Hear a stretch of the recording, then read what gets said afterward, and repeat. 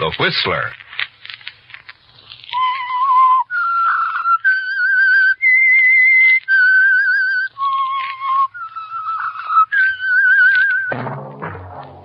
Sit back and enjoy another strange story by The Whistler.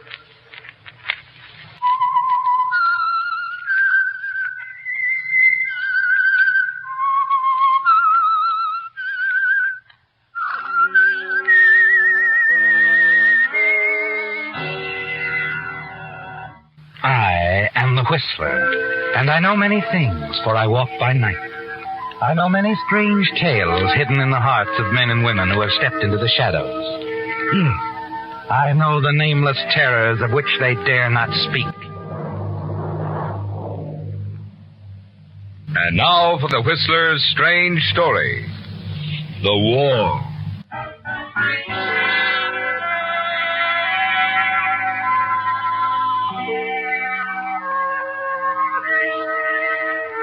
On the edge of Cartertown, a small aging community in Northern California, stands the equally aging structure known as Channing House. The house proper, with its wide, high surrounding wall and flanking trees, has been the subject of many a budding artist's brush and oils. Jeffrey Channing interrupts his morning stroll through the grounds to listen to the conversation of the latest artist at work on a canvas of Channing House. A girl, slender, young, and attractive, talking with a young male companion. Both are too absorbed in work and conversation to notice Jeffrey. But Jeffrey is deeply interested in what is being said. Well, if you think the place is different, Larry, you should see the inside. Oh, I'm quite satisfied here, Ned. The old house is a perfect subject. Old Hypatia Channing is something of a subject herself. At least she's a character. Always having the place worked over, remodeling, changing. I've heard. So rare day indeed when one doesn't hear the sound of a hammer and saw coming from the house. It's been going on for 5 years, ever since the colonel died. The old girl really keeps Sam on the jump. Sam? Who's he? Caretaker, jack of all trades. Been with the Channing family for years. You see that small cottage back there? Mm-hmm. Well, that's his. Mrs. Channing. Does she live in the big house alone, Ned? No, there's her nephew, Jeffrey. A friend of mine, by the way. Really devoted to the old girl. Stays pretty close. Does his best to keep her from brooding. Oh, about the colonel, you mean? Mm-hmm. Personally, I think it's a lot of bunk. I mean that Hypatia has any great concern. I share the opinion of most people in Cartertown, that she was glad the colonel died. Ned, you're a confirmed cynic. Yeah, could be.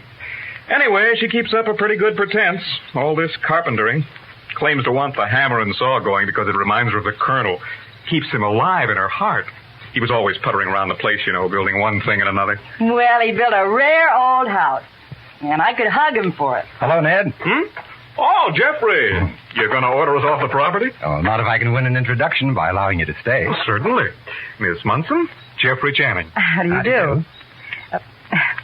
Have you been standing there long, Mr. Channing? Oh, not to. Why?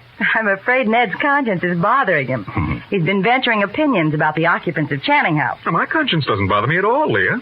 Jeffrey knows what people think. Yes, I'm afraid he's right, Miss Munson. I know just what they think. That Aunt Hypatia isn't at all interested in keeping the colonel's memory alive, and that she takes a fiendish pleasure in knocking down everything the colonel put up. Oh, now, I've never gone quite that far, Jeff. People have, Ned. It's no matter. If you're an artist, Miss Munson, you must see the inside of Channing House sometime. Quite picturesque. You'd enjoy it. Oh, I would. I really would. We'll arrange it. Soon. Good morning. Good morning, Mr. Channing.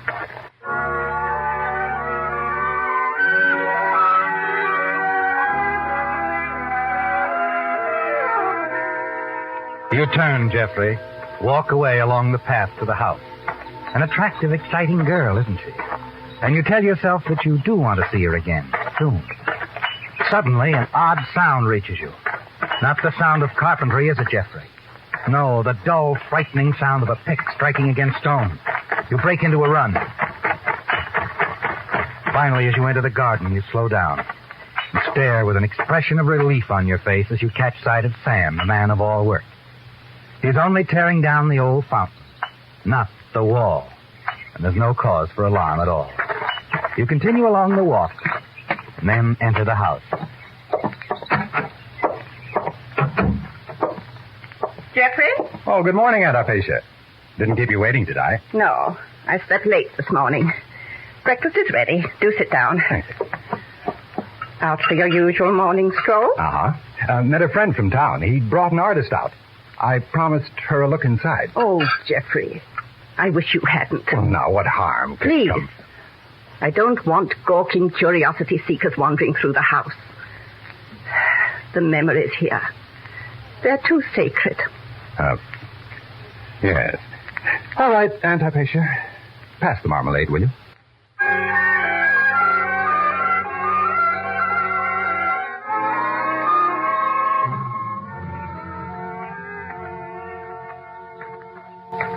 Very decent of you to understand about my aunt, Miss Munson. She can be quite stubborn. Oh, she isn't being stubborn. She's entitled to privacy with her memories. How did her husband, the Colonel, die? Why, it was an accident. He was with me, a fishing trip. We were out further than we should have been. A squall came up, capsized our boat. Oh. He was drowned? That's right. I guess I've always held myself to blame in a way. I suppose that's why I lean over backwards to make things easier for Aunt Hypatia. Hello? Hello? Oh, it's Ned. I've been looking all over for you, Leah. Jeffrey, that is, Mr. Channing just happened by. He was kind enough to show me the garden. By the way, Jeff, when's the old girl going to have the big wall around the place torn down? The wall? Well, she's torn down everything else. I rather hope she won't go that far, Ned. Quite a project, I'd say. My, I've never seen a wall so thick. So massive. Don't be fooled, Leah. It isn't as impressive as it looks. The wall's hollow, right, Jeff? Yes. Yes, it is. I helped Jeff and the Colonel put it up. Remember, Jeff? Matter of fact, you finished it up alone, didn't you? Not long after the old fella died. That's right. I finished the wall alone.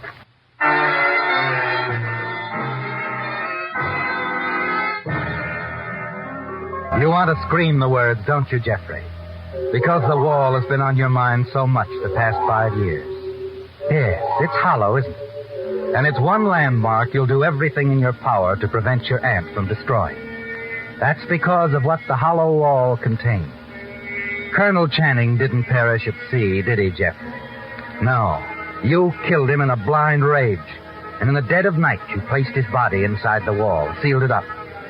Then you invented the story of the drowning at sea, and everyone believed it. Everyone, that is, with one possible exception.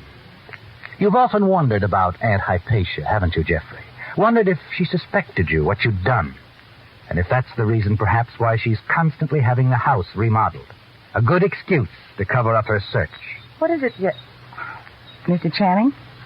Are you all right? He's dazed, Leah. Over you, I'd say. Just call him Jeffrey. He'll be all right. Yes. Yes, I'll be all right, Leah. I don't blame you. Got something else to think about, haven't you, Jeffrey? Something beside Aunt Hypatia in this old house. Yes, Ned. I do have something else to think about.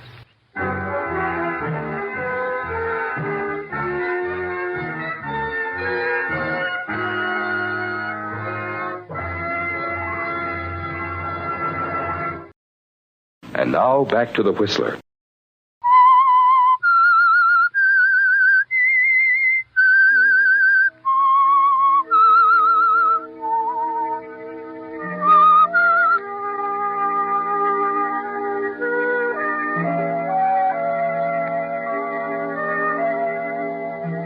It's been 5 years, hasn't it, Jeffrey?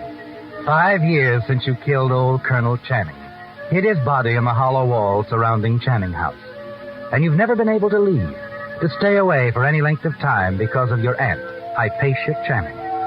And her constant remodeling is a threat to your safety. If she ever wanted to have the wall torn down, your 5-year-old story of the fishing accident, the Colonel's death by drowning, would be proved a terrible, desperate lie. And that lie would send you to the gas chamber. You wonder now in the days that follow what you can do about it. Because you know that your interest in Leah Munson, the attractive young artist, is more than a passing one.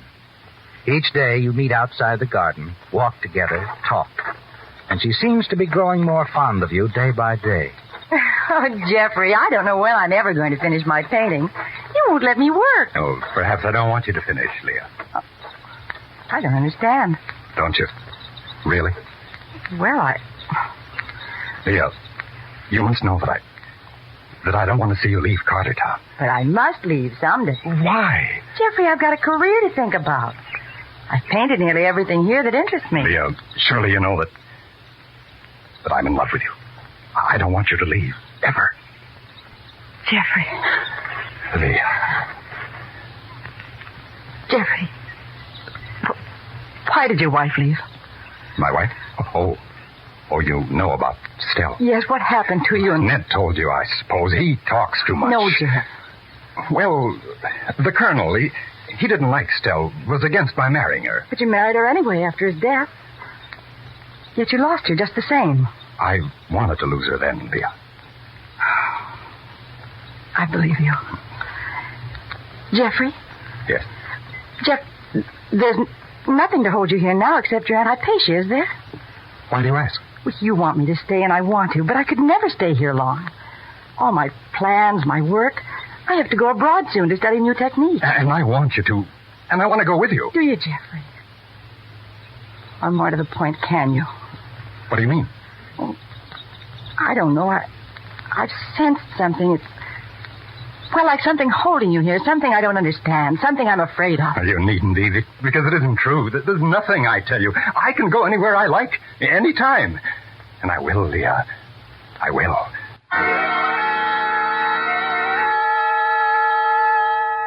You've made up your mind, haven't you, Jeffrey? You've got to free yourself of Channing House. And it must be done soon or you'll lose Leah. It's going to take a lot of thinking, isn't it? And then one evening you're in the library sitting across the chess table from your aunt. That wasn't a very smart move, you know. Look. You see? Yes, I see, Aunt Hypatia. You just haven't got your mind on the game, that's all. I'm afraid not. It's that girl, isn't it? Leah Munson. Why don't you bring her here? I'd like to meet her. Well, I wanted to bring her around a long time ago, but you said... Never mind what I said. Ask her for tea tomorrow. Well, Excuse me, Mrs. Channing. Oh, Sam, come in. Got the estimates asked for, Mrs. Channing. Good. Got them all written down on this here piece of paper. Let me see, Sam. Jenkins gave us the better price. Yes, I was sure he would. I'll call him in the morning and give him the order. Yes, ma'am. I'll go ahead then. Of course. Get started on it first thing in the morning. Night. Good night. Let me see now. Where were we? What is it this time, Aunt Hypatia? Sam's going to start tearing down the old wall first thing in the morning. Well, Jeffrey, go ahead. It's your move.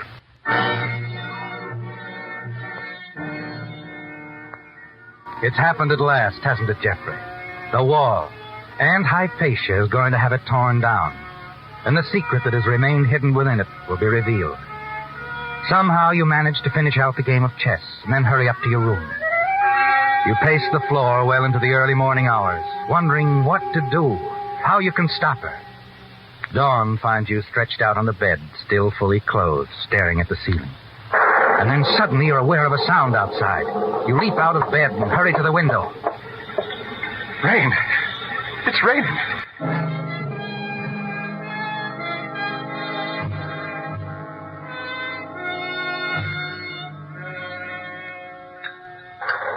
Good morning, Aunt Hypatia. It's a miserable morning. Absolutely miserable. I do so detest rain. It's so depressing. Oh, I don't know. I rather like it. You look rather tired this morning. Didn't you sleep well? No, matter of fact, I got very little sleep at all. Oh, it's the rainy weather. We're in for a few more days of it, according to the paper. I'll let you have some of my sleeping powders, Jeffrey. Oh, if you don't mind, Aunt Hypatia, I'd rather you didn't. Nonsense. I'll put them on your night table. I suppose the sudden change in weather has altered your plans about the wall? Yes, but I'll get around to it as soon as the rain's over. I've made up my mind to that, Jeffrey. Yes. I'm sure you have.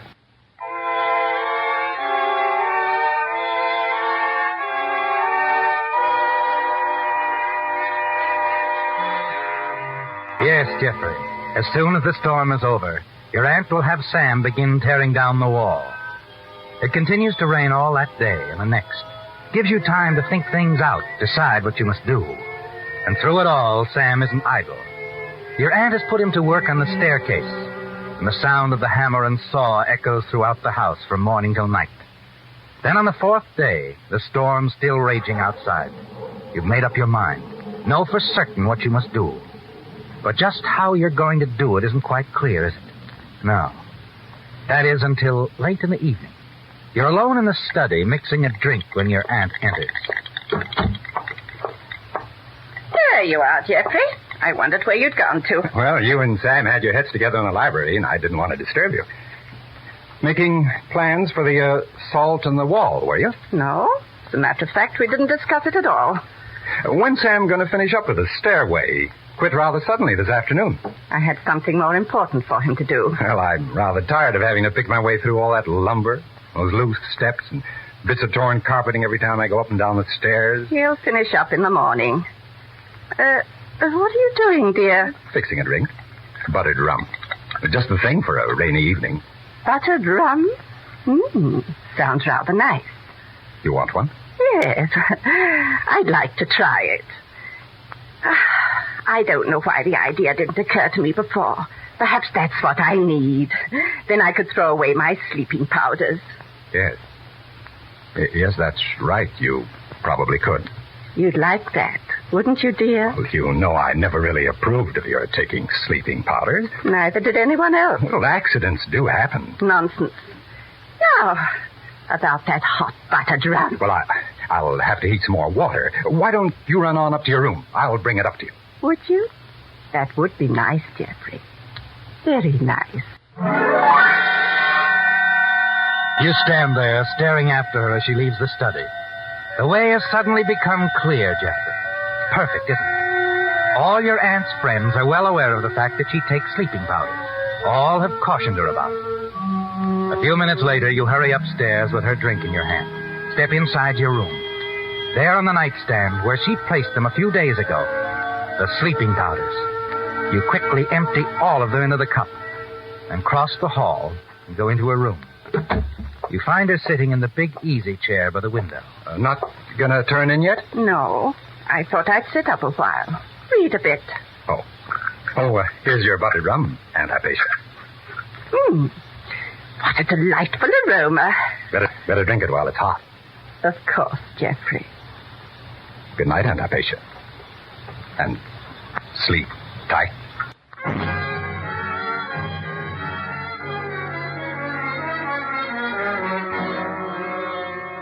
Back in the study downstairs, you sip your drink, make another. An hour goes by and the house is still. You sit there listening to the storm outside. And then you hear something else. A car stopping in front of the house. You step to the window, peer into the darkness. And as you do,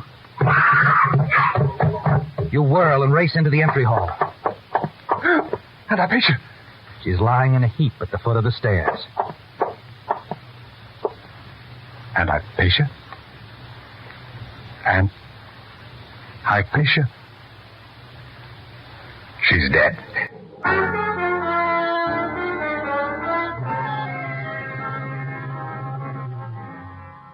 Yes, she's dead, isn't she, Jeffrey? The fall killed her instantly. She must have tripped over a loose board on the stairway. An accident, Jeffrey. And you had no part in it. Or did you? You've got to make certain.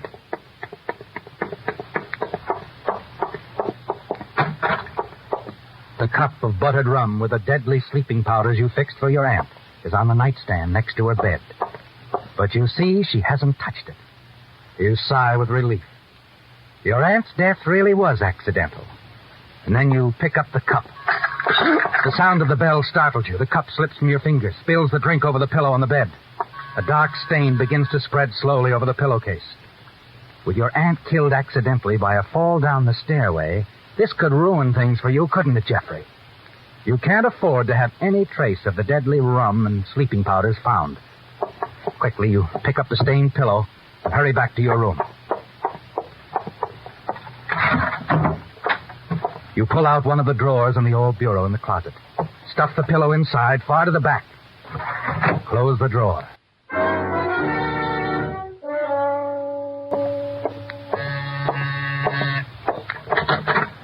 Judge Fuller. Oh, I'm glad you're here. Come in, come in. Hi, Jeffrey. What's the matter with you? Aunt Hypatia. Look, over there. Oh, good heavens. What happened? Well, I don't know. I found her just now when I came down to answer the door. She's dead, Jeffrey. Yes, I know. She must have been coming down to answer your ring when she fell. She must have tripped over a loose step. Sam's been working on the stairs for the last few days. Yes. Yes, I see. Jeffrey, I think we'd best call the police. The police? Well, yes. An accident, of course, but they'll have to be notified. Oh. Yes, of course.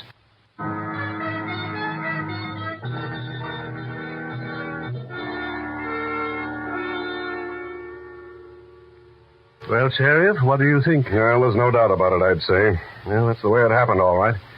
Mrs. Channing tripped over those loose boards up there. Poor Aunt Hypatia. I'm real sorry about this, Jeff. Real sorry. It's a great loss, my boy, for all of us. Oh, by the way, Judge, what were you doing here tonight? Mrs. Channing wanted to see me. As you know, I've been her attorney for years. Yes. She sent Sam around in the car to pick me up. Do you know what was on her mind? Well, when she called, she said she wanted to discuss a financial matter, but she didn't say what it was. She did make quite a point of my being here at 11, though. Well, that's odd. When she went upstairs, I thought she was going to retire for the night. Well, perhaps you did, my boy. I don't know that she considered our appointment a secret, but I can assure you that she had no idea of going to sleep when she called me this evening. I don't quite understand it. Well, it's certainly not important now, Jeffrey. No, I suppose not. Can I be of any help to you, Sheriff? No, Judge, I don't think so. Oh, Jeffrey, I guess I don't have any more questions to ask you either. Now, as far as I'm concerned, your aunt's death was accidental. Purely accidental.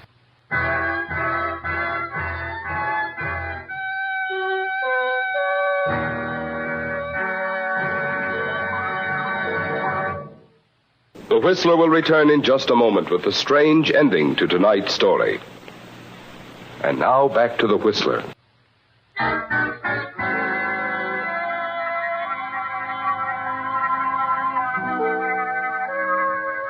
It's all over now, isn't it, Jeffrey? Aunt Hypatia is dead. An accidental death. And in the sheriff's own words, you had absolutely nothing to do with it. You're no longer a prisoner in Channing House. Now you're free to marry Leah Munson. Go wherever you please, aren't you? Sitting now in the study, the judge with you, you can hear the sheriff and his men moving about in the hall outside. Presently, the study door opens and the sheriff moves into the room. Jeff? Yes, Sheriff? I've been having a rather interesting conversation with your caretaker, Sam Lewis. He seems to think your aunt's death wasn't accidental. What's that? He thinks she was pushed down the stairs, and that you did it. I pushed... Oh, now, really, Sheriff, why would I want to do a thing like that? For the money? The $50,000 Sam found hidden in the stairway this afternoon. $50,000 in the stairway? Uh-huh. Sam turned it over to your aunt, Mrs. Channing, right after he found it. That's probably why she phoned me to come over this evening. Well, Judge, she said nothing to me. Look, Sheriff, I swear According to Sam, Mrs. Channing told him the colonel had hidden a large sum of money somewhere in the house a short time before he died. It seems the colonel never got around to telling her where he'd hidden it. That's why she's been having the house torn apart the past 5 years, looking for it. You didn't know about that, eh? Sheriff, you've got to believe me. I didn't know. Sam seems to think you did, and so did Mrs. Channing. She told Sam she was sure that was the only reason you'd been sticking around so close these past 5 years, waiting for them to find the money so you could get your hands on it. And it looks like she was right. What do you mean by that? We just found something, Jeff. Something I'm sure will convince any jury that you killed your aunt. Me? Kill Aunt Hypatia? No! I'm going to have to arrest you, Jeff. We found the money Sam turned over to your aunt. But I didn't. Oh, yes, you did. We found the whole $50,000 right where you put it, stuffed in the back of a bureau drawer in your bedroom closet, hidden in your Aunt Hypatia's pillow.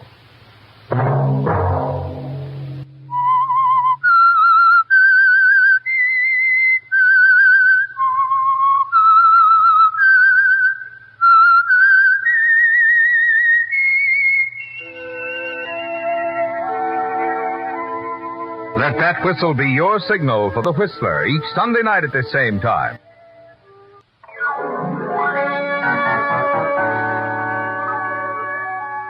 Featured in tonight's story were Bill Foreman, Don Randolph, Gene Tatum, and Norma Varden.